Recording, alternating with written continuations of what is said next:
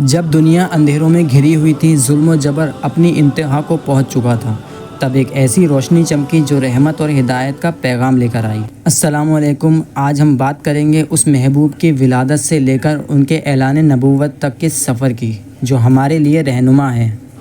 نبی کریم صلی اللہ علیہ وسلم کی پیدائش کے 50 دن پہلے ابرہہ کا واقعہ درپیش آیا۔ اس وقت وہ نور حضرت عبد المطلب سے منتقل ہو کر حضرت عبداللہ کے پاس اور ان سے حضرت آمنہ کے پاس آ چکا تھا، لیکن پھر بھی اس کے اثرات حضرت عبد المطلب کی پیشانی میں موجود تھے۔ یمن کا ایک بادشاہ ابرہہ، جس کو ہضم نہیں ہو رہا تھا کہ مسلمان کعبہ کا طواف کرنے مکہ کیوں جاتے ہیں، اس نے سوچا کیوں نہ کعبے کو ہی گرا دیا جائے، اور پھر وہ ایک بہت بڑا ہاتھیوں کا لشکر لے کر مکہ پر چڑھائی کرنے آیا اور اس نے مکہ والوں کے مویشیوں کو قید کر لیا۔ حضرت عبد المطلب سوار ہو کر قریش کی ایک جماعت کو ساتھ لے کر ابرہہ کے پاس پہنچے تو وہ آپ کی تعظیم کے لیے کھڑا ہو گیا۔ حضرت عبد المطلب نے کہا کہ تم مکہ والوں کے جانوروں کو رہا کرو، تو ابرہہ حیران ہو گیا اور بولا کہ میں نے تو سوچا تھا کہ آپ کعبے کے بارے میں سوال کریں گے، پر آپ کو تو جانوروں کی فکر ہے۔ تو آپ نے بہت اچھا جواب دیا کہ جانور ہمارے ہیں اور ان کے مالک ہم ہیں، اور کعبہ کا مالک جو ہے وہ اس کی حفاظت خود کر لے گا۔ اور پھر آپ نے لوگوں کو پہاڑ پر جانے کو کہا اور خود کعبے کے پاس آ کر اللہ سے دعا کرنے لگے کہ اللہ تو ان کو اپنی قدرت کا مشاہدہ کرا۔ تو آپ کی پیشانی میں نبی کریم صلی اللہ علیہ وسلم کا نور گول چاند کی طرح ظاہر ہوا اور اس کی شعاعیں چراغ کی طرح کعبہ شریف پر پڑیں۔ جب عبد المطلب نے یہ حال دیکھا تو آپ نے کہا یہ ہماری کامیابی کی دلیل ہے۔ عام الفیل کا واقعہ اسلام کی تاریخ میں ایک عظیم واقعہ ہے۔ اس واقعے کا ذکر قرآن مجید میں سورہ فیل میں ملتا ہے۔ ابرہہ اپنے ہاتھی لے کر کعبے کو مٹانے کے لیے آیا۔ ابرہہ کا مقصد تھا کہ لوگ اس کے بنائے گرجا کو دیکھنے آئیں اور اس کا مقام بڑھ جائے، لیکن اللہ تعالیٰ کو کچھ اور ہی منظور تھا۔ اللہ نے اپنی قدرت کا کرشمہ دکھایا۔ ابرہہ کے لشکر پر ابابیل نام کے ایسے پرندے آئے جو چھوٹے چھوٹے پتھر اپنی چونچ میں دبائے ہوئے تھے اور اوپر سے گرانے لگے۔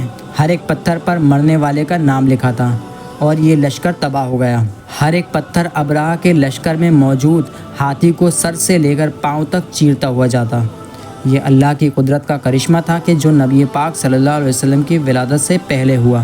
اس واقعے نے پوری دنیا کو ایک عظیم پیغام دیا کہ یہ زمین اب اللہ کے پیغمبر صلی اللہ علیہ وسلم کے لیے تیار ہو رہی ہے۔ عام الفیل کے بعد 12 ربیع الاول کو سحر کا وقت تھا، جب حضرت آمنہ کے گھر ایک نور کی پیدائش ہوئی۔ یہ وہ نور ہے جو سارے عالم کے لیے رحمت للعالمین ہے۔ آپ صلی اللہ علیہ وسلم کی ولادت کے وقت جگہ جگہ نور پھیل گیا۔ فرشتے آپ صلی اللہ علیہ وسلم کا استقبال کر رہے تھے۔ اس وقت دنیا کے ہر کونے میں اندھیرا چھٹا ہوا تھا، لیکن یہ نور اس بات کا ثبوت تھا کہ اب ظلم و جہالت کا دور ختم ہونے والا ہے۔ نبی کریم صلی اللہ علیہ وسلم کا پیدا ہونا خود ایک معجزہ تھا۔ آپ صلی اللہ علیہ وسلم کی ولادت کے وقت پوری دنیا میں ایک روشنی چھا گئی تھی۔ اتنی زیادہ روشنی تھی کہ مدینہ کے قلعات سے شام کے محلات تک سب روشن ہو گیا۔ یہ اللہ کی طرف سے ایک نشانی تھی کہ اب ایک رحمت کا پیغمبر دنیا میں آ چکا ہے۔ رسول اللہ صلی اللہ علیہ وسلم کی پیدائش سے پہلے دنیا ظلم و ستم اور اندھیرے میں ڈوبی ہوئی تھی۔ آپ صلی اللہ علیہ وسلم کے آنے کے بعد زمین پر سکون کا پیغام پھیل گیا۔ وہ جنگیں جو قبیلوں کے درمیان چل رہی تھیں ایک ایک کر کے ختم ہونے لگیں۔ حضرت آمنہ رضی اللہ تعالیٰ عنہ نے فرشتوں کو دیکھا جو آسمان سے زمین پر آتے ہوئے نظر آئے۔ انہوں نے دیکھا کہ ایک بڑا نور ان کی طرف آ رہا ہے جو نبی کریم صلی اللہ علیہ وسلم کی ولادت کی خوشخبری لے کر آیا تھا۔ یہ عظیم نور نشانی تھی کہ آپ صلی اللہ علیہ وسلم صرف ایک عام انسان نہیں بلکہ اللہ کے سب سے عظیم پیغمبر ہیں۔ آپ صلی اللہ علیہ وسلم کی پیدائش کے وقت فارس کی آگ بجھ گئی جو پچھلے 1000 سالوں سے جل رہی تھی۔ اس سے پہلے کبھی یہ آگ نہیں بجھی تھی۔ ساتھ ہی دنیا بھر کے بت خانے گرنے لگے۔ یہ ایک علامت تھی کہ اب دنیا سے شرک کا خاتمہ ہونے والا ہے اور صرف اللہ کی عبادت کی جائے گی۔ رسول اللہ صلی اللہ علیہ وسلم کے ولادت کے بعد دنیا میں کیسے معجزات ظاہر ہوئے، یہ سب اس پیغام کی طرف اشارہ کرتے ہیں جو آپ صلی اللہ علیہ وسلم لے کر آئے۔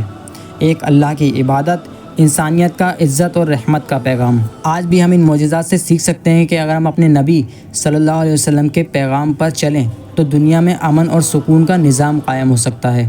اس طرح سے نبی پاک صلی اللہ علیہ وسلم کی پیدائش دنیا کے لیے ایک نئی روشنی تھی۔ اگلے ایپیسوڈ میں ہم ان کی بچپن اور جوانی کا ذکر کریں گے اور کیسے ان کی زندگی میں اللہ تعالیٰ کا ہمیشہ سے خاص نظام تھا۔ اگر آپ کو یہ ویڈیو پسند آئی ہو تو لائک کریں، شیئر کریں اور ہمارے چینل کو سبسکرائب کر دیں تاکہ اور بھی اسلامی معلومات آپ تک پہنچ سکے۔ السلام علیکم، اللہ حافظ۔